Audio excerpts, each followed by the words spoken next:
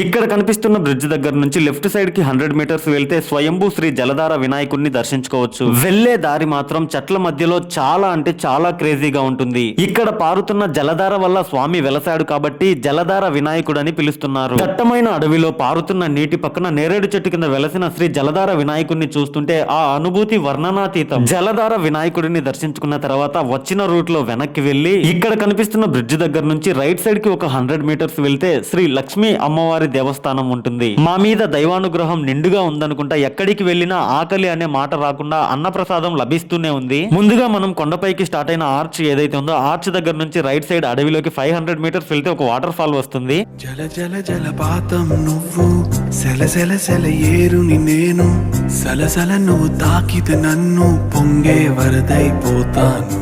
మీరు ఎప్పుడైనా పాలకొండలు వెళ్తే నేను చూపించిన దేవాలయాల్ని ఈ జలపాతాన్ని అన్నిటినీ తప్పకుండా విజిట్ చేయండి.